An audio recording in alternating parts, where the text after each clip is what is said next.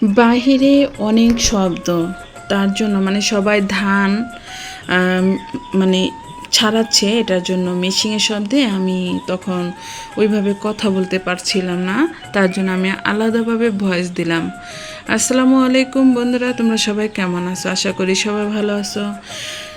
আমি আসলে একটু শারীরিকভাবে একটু অসুস্থ, তার জন্য আমার আম্মুকে নিয়ে আমি ডাক্তারের কাছে যাচ্ছিলাম।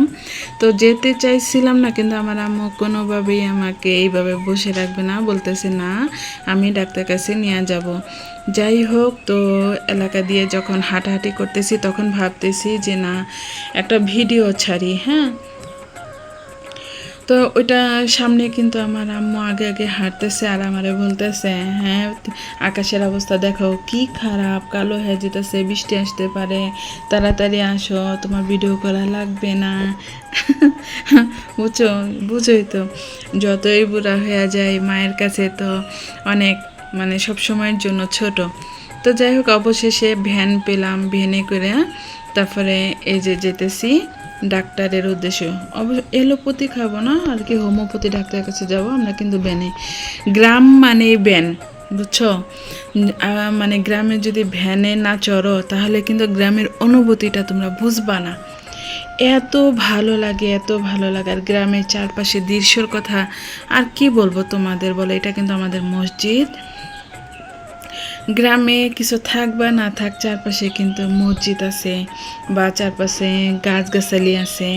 এখানে আরেকটা জিনিস আমি দেখাইতেছি, দেখো এইখান থেকে কিন্তু আমরা মেট্রিক পরীক্ষা দিছি, এখানে যে মাদ্রাসাটা। হ্যাঁ, হয়তো বা ওইভাবে তোমরা দেখতে পারো না কারণ তাড়াতাড়ি।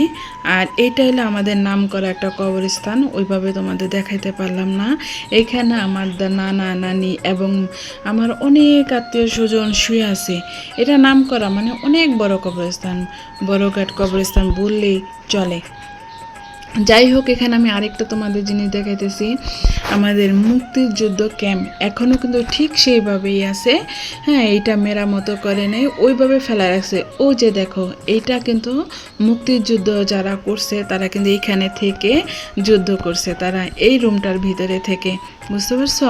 তার জন্য সবাই চিনে আমাদের এখানে। তো যাই হোক, অবশেষে কিন্তু চলে আসতেছি এই যে হোমিওপ্যাথি ডাক্তারখানায়, এখানে চলে আসছি। এই যে তারপরে আর কি ওষুধ মানে নামার পরে আম্মু কাকি যে তুমি একবার রাখো।